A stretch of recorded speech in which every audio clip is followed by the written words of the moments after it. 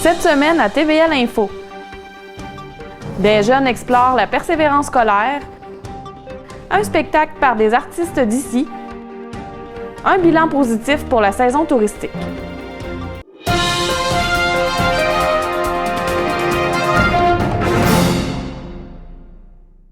Bonjour et bienvenue à ce bulletin TVL Info. La persévérance scolaire était au cœur d'un mini-colloque tenu dans les deux polyvalentes de la Haute-Côte-Nord les 25 et 26 novembre.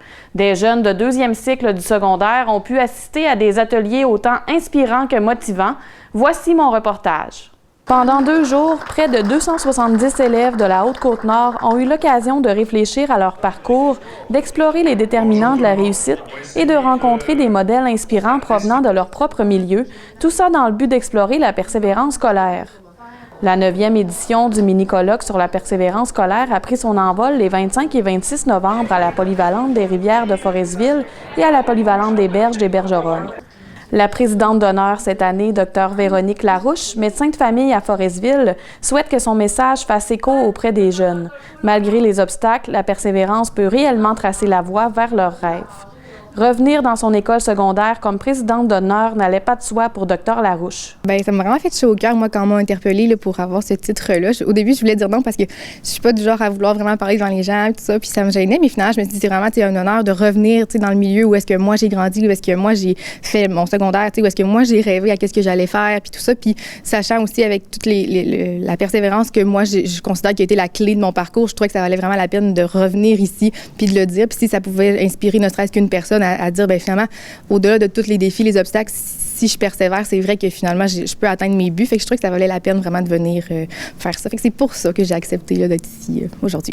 Durant son allocution devant les groupes de 3e, 4e et 5e secondaire ainsi que du programme FMS, elle a rappelé que la persévérance est souvent difficile à définir. Je pense que c'est vraiment comme une petite voix que tout le monde on a en nous. C'est pas nécessairement inné, puis mon Dieu, ça crie fort, là, mais c'est comme une petite affaire qui nous dit à chaque jour des fois ça se passe pas comme prévu, mais j'ai un plan B, puis si ça marche pas, ben finalement j'aurais peut-être un plan C, puis je pense qu'il y a 1001 chemins, puis 1001 façons de se rendre à un but. Puis je pense que c'est de se dire, ben moi, j'ai un chemin qui m'appartient, j'ai mes propres obstacles, mes propres défis, puis de se dire que quand ça va moins bien, ben demain ça ira mieux, puis de vraiment pas se décourager. Là. Fait que je pense que c'est surtout ça, puis c'est comme un peu abstrait, mais c'est tout le temps d'avoir cette petite voix-là en nous qui résonne, là, qui nous aide vraiment là, à garder le cap un petit peu sur nos objectifs. Là. Ouais.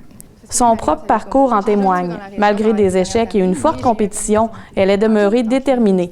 Moi, j'en ai quand même coulé des examens, mais j'ai quand même continué à persévérer. Puis moi, après quand je suis partie du secondaire ici, je suis allée au cégep là, en sciences naturelles, là, faire mon cégep. Puis après mon cégep, j'avais pas du tout les résultats scolaires pour aller en médecine. Mais je me disais, bon, mais qu'est-ce qui va s'offrir à moi, qui va m'ouvrir des portes, puis qu'éventuellement, je vais pouvoir quand même aller en médecine. Fait que j'ai étudié en kinésiologie. Puis là-dedans aussi, il y avait beaucoup de gens qui voulaient le même but que moi. Fait que c'était quand même toujours un peu de se sentir un peu en compétition puis en comparaison. Fait que c'est ça que j'ai trouvé un petit peu difficile, mais je pense que quand on croit en nous puis qu'on a cette petite voix-là, justement, qui se dit, ben écoute, moi, c'est mon chemin, ça m'appartient. Ce que les autres ont, ça m'appartient pas nécessairement. Puis on a tout notre propre chemin, puis de s'y fier, d'y faire confiance. Puis finalement, je pense que c'est surtout ça, moi, qui m'a aidée.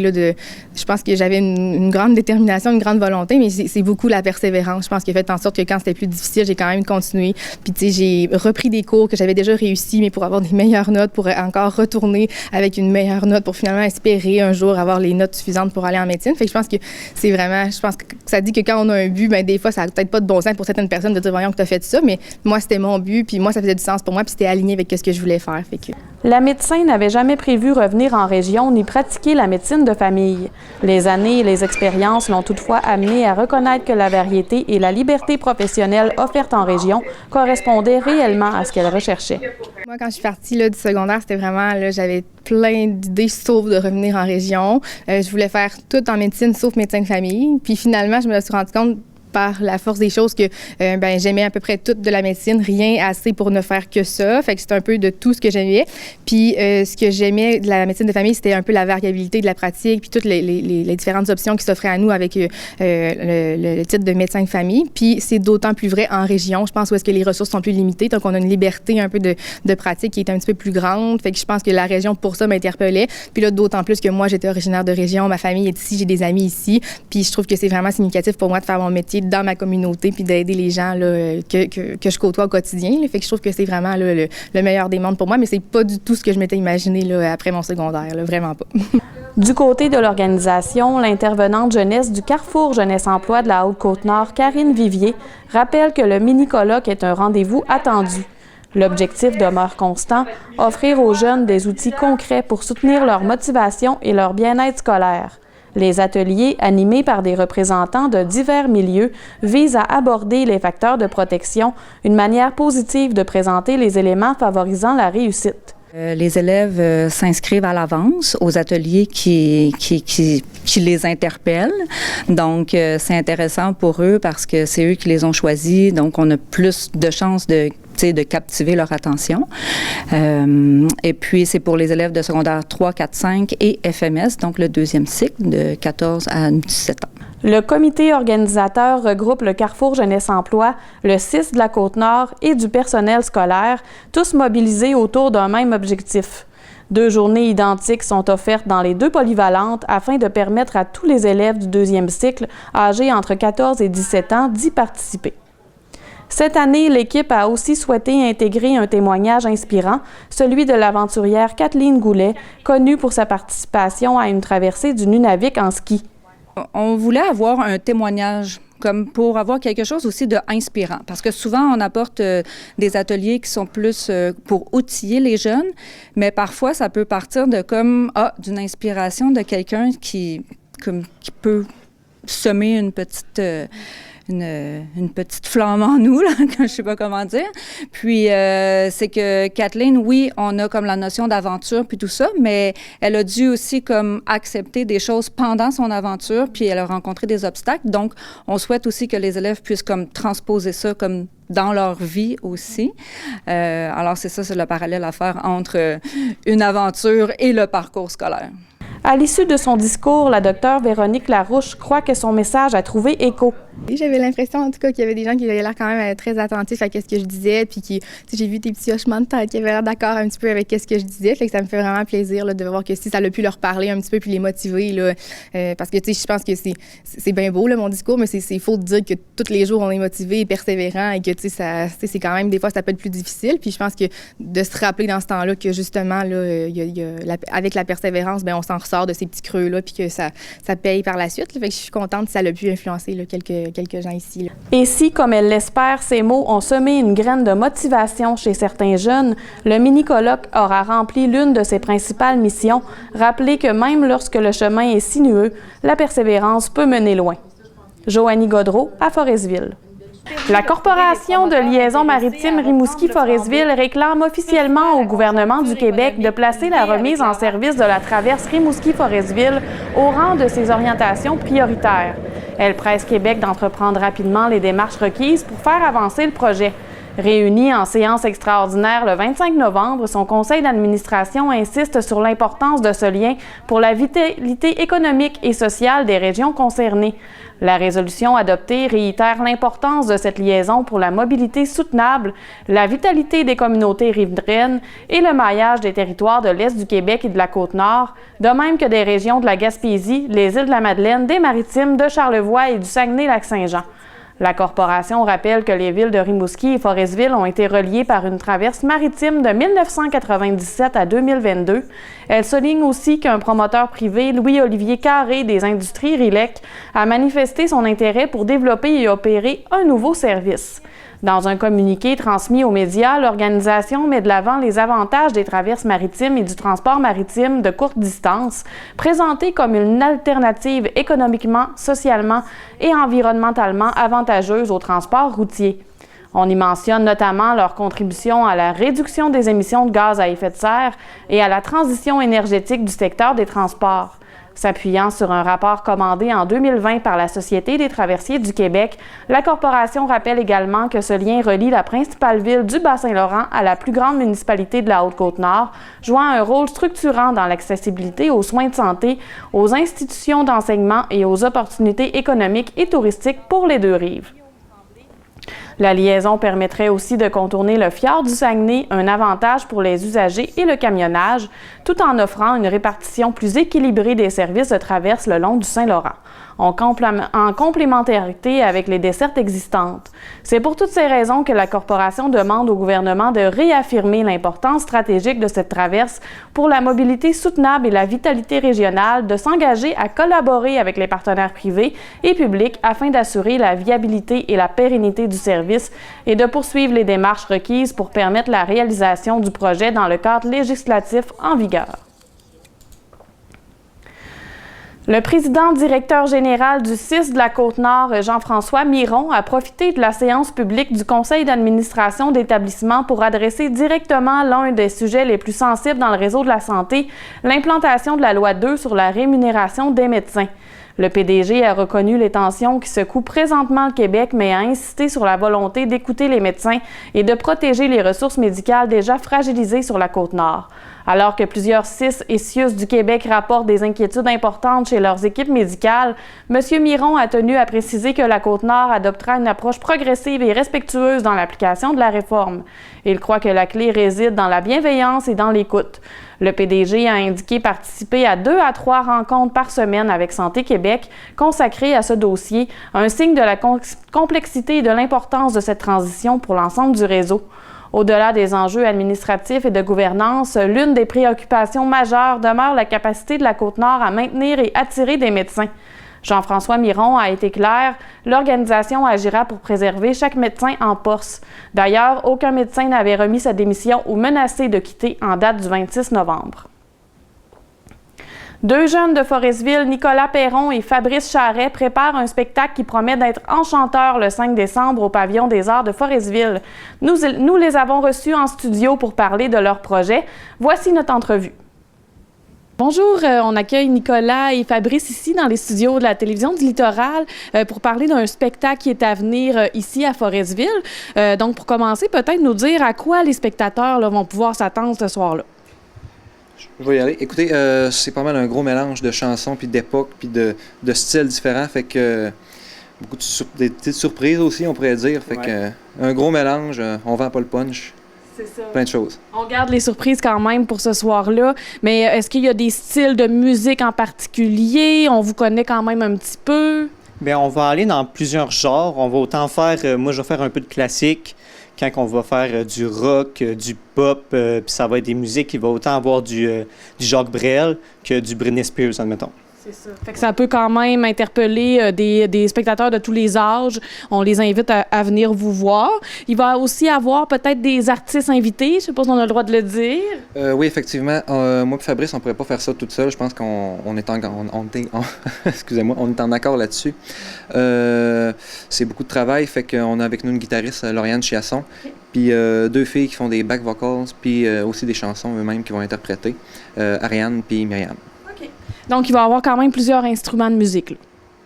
Oui, bien ça va être surtout du piano, de la guitare électrique, mais on va peut-être avoir d'autres surprises, d'autres instruments, ouais. Vous êtes quand même rendu habitué de faire de la scène. C'est peut-être un petit peu moins gênant qu'au départ. Mais ça, organiser vraiment un spectacle de ce genre-là, peut-être de A à Z, est-ce que c'est une première là, pour vous? Écoutez, je pense que Fabrice en a fait aussi. On a contribué à d'autres créations de spectacles. Moi, je pense à Granby, Fabrice, à Petite-Vallée aussi, où on a été, puis on a fait partie vraiment de ce spectacle-là. Fait qu'en même temps, on a aidé, mais là, c'est de A à Z, monter ça. Beaucoup de stress, on veut appréhender aussi ce qui va se passer le plus possible. C'est plus compliqué, là, plus complexe, ouais. C'est ça. Ouais. On voit vraiment, quand on fait des spectacles, des fois, on comprend pas trop ce qui se cache en arrière, toute la gestion, tout, mais là, on le comprend vraiment. Puis, c'est le fun, honnêtement. Moi, j'adore ça, mais c'est sûr que ça vient avec un lot de stress, là, ouais. C'est ça. Puis c'est quoi qui vous a justement motivé à vous dire, cette année, on essaye ça, on se lance dans la création d'un spectacle pour nos gens ici à Forestville? Bien, c'est surtout l'année passée, quand on a fait secondaire en spectacle, mon ami Nicolas, il n'était pas en tant qu'artiste, il était en tant qu'organisateur, mais on lui avait demandé de faire des chansons en hors concours. Il m'avait demandé de l'accompagner. On avait fait 2 chansons, Femme Like You et J'ai demandé à la Lune. Puis on a vraiment aimé ça, puis on a quand même eu des bons retours des gens qui regardaient le spectacle. Fait qu'on s'est dit, ben pourquoi pas, pour notre dernière année, dans le fond, à Polyvalente des Rivières, organiser un spectacle de A à Z. C'est ça. Puis, ouais. Oui, parce que suite à ça, on avait fait aussi au Bergeron qu'on est allé Ouais. pour faire les mêmes numéros. Encore là, le monde avait capoté aussi. Fait que faire un spectacle, tu sais, semi-amateur, semi-professionnel, parce que tu sais, on a fait un peu, mais on reste des jeunes qui fait ça par passion et non par volonté de vouloir faire full d'argent, etc. Là. Fait que c'est exactement ça. C'est ça, bien, vous êtes deux amis dans la vie, puis vous avez joué et interprété plusieurs choses ensemble au fil des années, surtout dans les dernières années. Est-ce que, justement, ça vous a permis de développer une belle chimie, tous les deux? Diriez-vous, vous commencez pas mal à vous connaître sur scène, là? Ben c'est sûr que, oui. Admettons, si je compare aujourd'hui à quand on a joué ensemble pour les premières fois, Oui. c'est pas pareil. Puis on apprend aussi, on se donne des signes des fois sur la scène, on commence à se comprendre, puis sans nécessairement parler, on va comprendre ce que l'autre il veut dire. Ouais. Ouais. Parce que exactement, parce que tu sais, au début, c'était peut-être pas toujours facile de. Faut un peu prédire un peu ce que l'autre va faire à tel moment. Il faut rentrer en même temps. Il y a énormément de choses à faire en même temps. Avant, c'était plus difficile. Puis je pense qu'aussi, on le remarque quand des musiciens, tu sais, on les voit jouer, puis ça s'entend pas bien. Tu sais, ça, pour moi, l'avoir vécu, puis Fabrice aussi certainement, là, des musiciens qui s'entendent pas, qui sont pas en fusion ensemble, ça se remarque. Fait que notre but, c'est de pas faire ça exactement. C'est ça. Fait que vous commencez à être bon, justement, à jouer ensemble. Puis est-ce qu'organiser un spectacle comme ça, comparativement à seulement donner une ou deux performances, est-ce que ça a demandé beaucoup de préparation? Oui, énormément. Ça fait longtemps qu'on travaille sur ce projet-là. Puis là, ça s'approche très vite. Dangereusement. Ouais, dangereusement vite. Mais oui, c'est sûr qu'il y a beaucoup plus de chansons. Habituellement, on en fait sur scène peut-être 2, 3. Mais là, on en fait quand même pas mal, à peu près une vingtaine, je pense. Là. Fait que, ouais, ça demande beaucoup de préparation, mais comme j'ai déjà dit, c'est le fun quand même. Là. Puis, ouais. Est-ce qu'il y a des nouvelles chansons que vous n'aviez jamais faites? Il y en a énormément de nouvelles chansons. On va garder nos classiques, comme on peut dire qu'on a fait, puis que ça a toujours bien marché. Mais l'envie d'explorer ailleurs aussi, on était comme, on essaie ce style-là, du Elvis Presley, un gros mélange, comme j'ai dit auparavant, puis oui, c'était notre but. C'est ça. Ça fait combien de temps que vous travaillez sur le spectacle? En vrai, je peux dire que ça fait longtemps, mais puis pas en même temps, là, parce que ça faisait longtemps qu'on savait. Au début, on peut dire OK, on reste du temps. En vrai, c'était ça le début. Mais là, par la suite, ça doit faire depuis...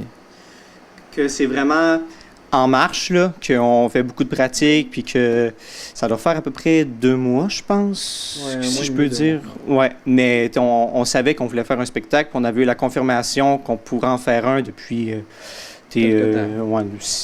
environ 5 mois, peut-être. Là. Quand même. Ouais. OK, super.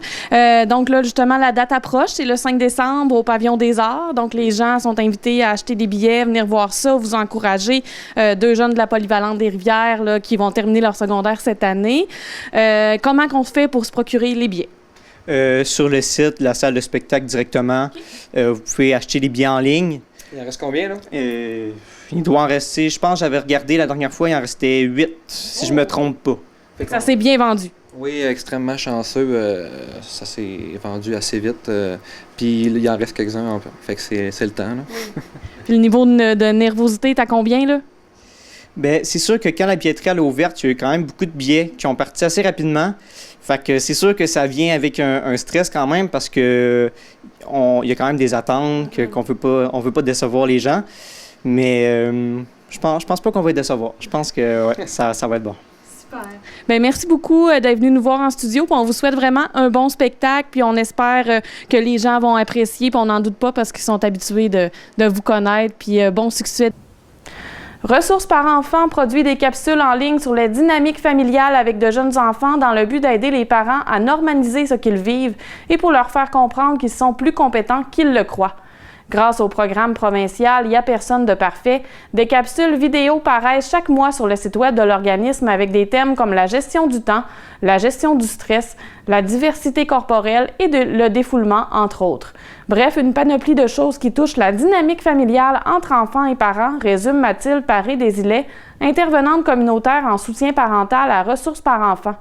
Elles contiennent beaucoup d'informations malgré leur court format. Un travail de recherche a été effectué derrière leur production pour synthétiser au maximum l'information et ainsi présenter de manière concrète et juste aux parents. Par le passé, l'organisme Ressources par enfants des Bergeronnes dispensait des ateliers avec des parents et leurs jeunes enfants en personne dans le secteur ouest de la Haute-Côte-Nord, mais il s'est tourné vers le numérique depuis quelque temps.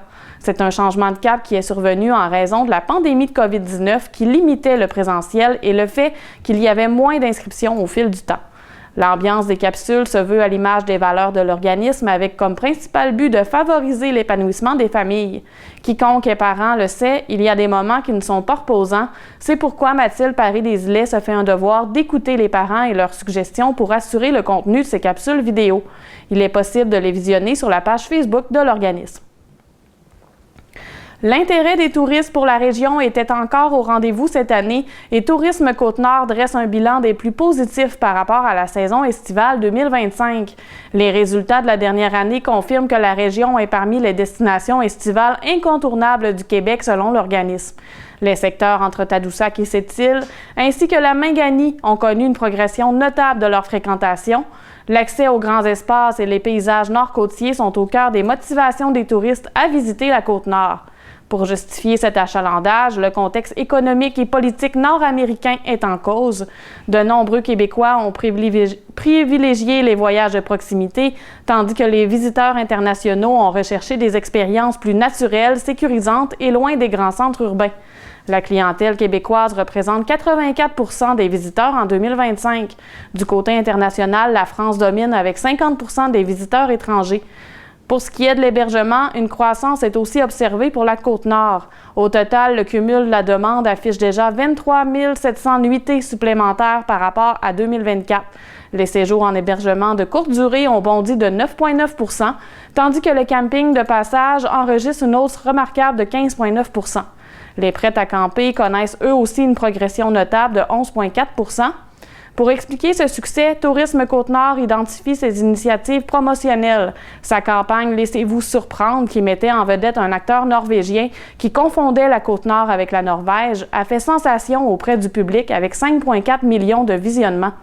La météo particulièrement clémente de l'été a également contribué au succès de la saison, prolongeant la période d'activité de plein air et stimulant la demande pour les attraits naturels, les excursions maritimes et les festivals.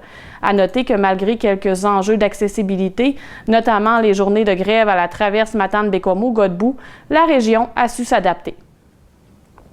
C'est ce qui met fin à ce bulletin d'information. Je vous dis à la semaine prochaine!